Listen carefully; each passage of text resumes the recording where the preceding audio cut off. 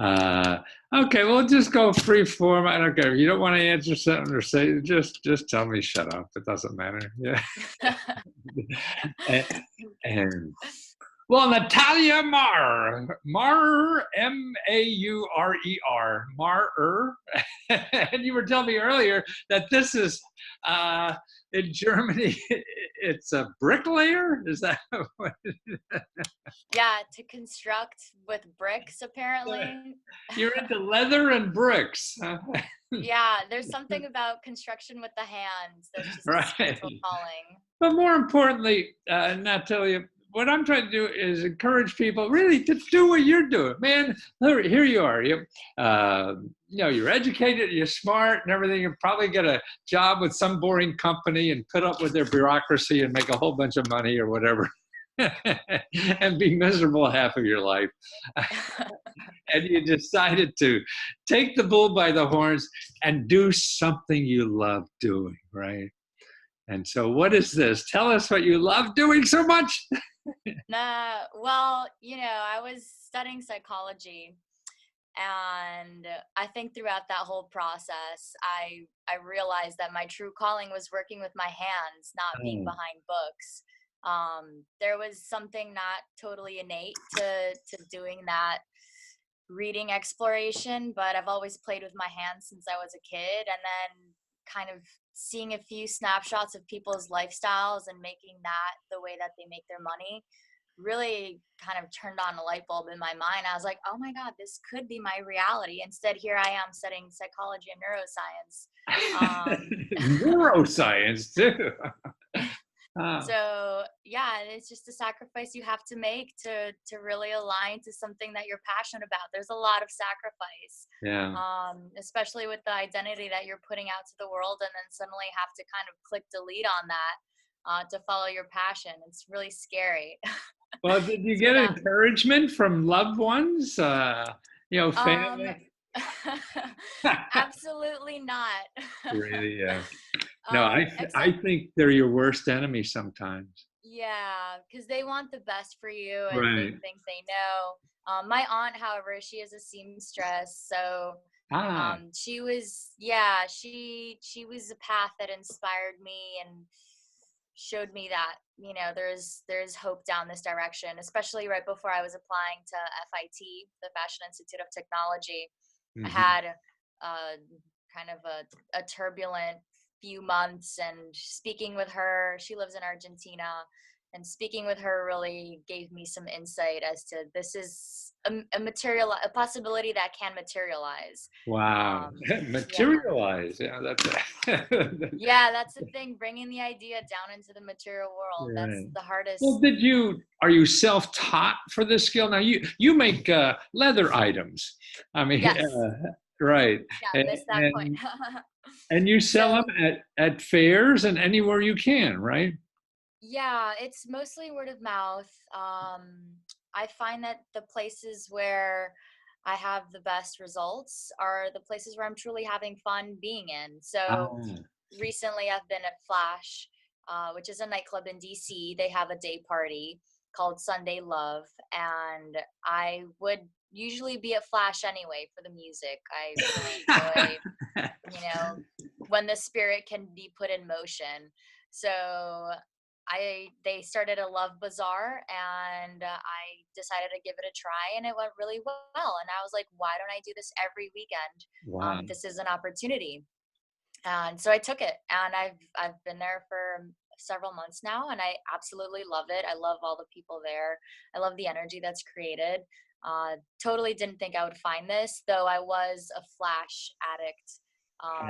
prior to being there. So yeah, it's just really about pursuing what makes sense to you. I mean, that's where it aligns, and that's where the success happens, and not lying to yourself about what you love and where you want to be. So some markets and some vending fairs, they just like the general street market, those don't really work with my price point. So Mhm. with my leather accessories, um unless they're bracelets or smaller cases, Yeah. etc., wallets, most people are not looking to spend too much at those markets. So Yeah, it's about finding your audience and who you vibe with and where you're most happy.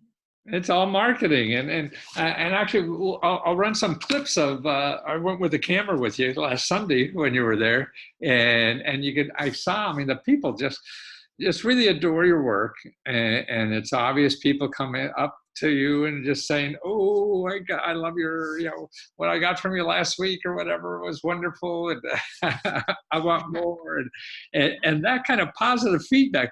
I don't think we get that in normal jobs, people Right.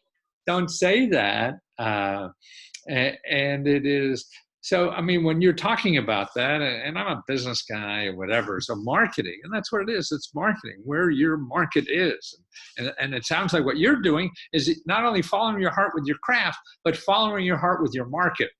That you're saying, okay, Absolutely. hey, I'm happy here. I could please these people, right?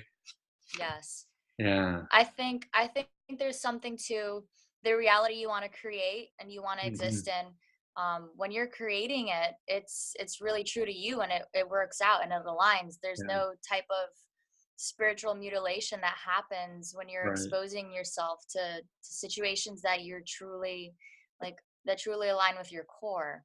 And Uh, yeah, the marketing piece, I mean, people at Flash they're very open, and it's great to have that open dialogue and conversation. And mhm. yes, I do like this. No, I don't like this. Can you make this different? Um, I love that feedback. I love that people feel open with me, that they can give me that feedback. I love receiving that feedback because that's how I grow. I mean, I have my own view of design and what I can bring to the table, but bringing that in with five people's opinions and then creating this mutual offering to the world is so much more valuable. Well, So I'm I relate to that very much because I feel even as my work grows, it's really it's almost like making love. I mean, a customer is someone you're trying to understand from the inside to help. And I think in our personal relationships are like that. I mean, if someone has to if you have to be told how to make love, then it's not going to happen. That, right.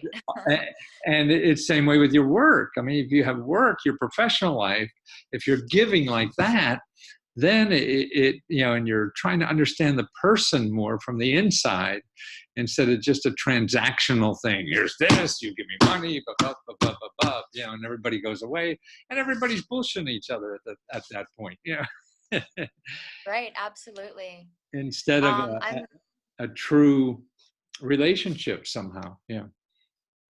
Yeah, and with that, I really value custom orders too. That's something because I Mhm. hand make everything. Right. I can also cater to people's individual desires and help them construct that. Ah, And see, there you're talking about making love again. Yeah. yeah, it is a piece of love. I mean, you have to put your love because when you're exploring yourself, I think there is that Right. degree of self-love to Right. tolerate ambiguities that you might not like Right. about yourself, but be able to express them and know your needs even though you might not like them. Right. So co-creating with a customer, I find it super super fascinating, just because they open my eyes to things. And And it also allows me, yeah, so my goal with my brand was to create this reality that was not in a path that's so mhm. defined by previously carved out, corporate Right. stories. This And is that's to me, it's at least when I was younger and making books, it was all mass market. That's what you wanted to be, in Walmart or something, and things like that. And now, because I guess that's where all the institutions were, but now with the internet and everything, and you find little places like this, it's masses of markets. It's not mass market, and you right, need 100 people to survive. You don't need 2 million. right. Yeah, and there's something so beautiful about being able to beat the system, right? The traditional ways of going about things. And I mean, I don't spend any money on advertising. I don't really have money to spend on it to begin with, on marketing Right. and advertising. So it's just kind of opening my hands up to the universe and see what it offers. I think our Right. belief in the universe's, Hmm. abilities to provide Hmm. um, are so muted in this materialistic world.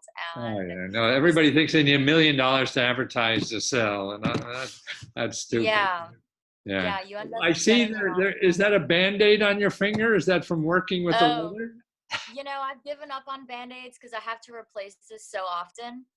um Oh, this is actually just, the piece of tape that you should be wrapping the gauze with.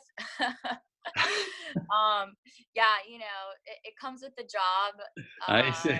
It's slicing, and sliced apart, and So how yeah. about training? Did you go to professional trainers or to learn how to do this?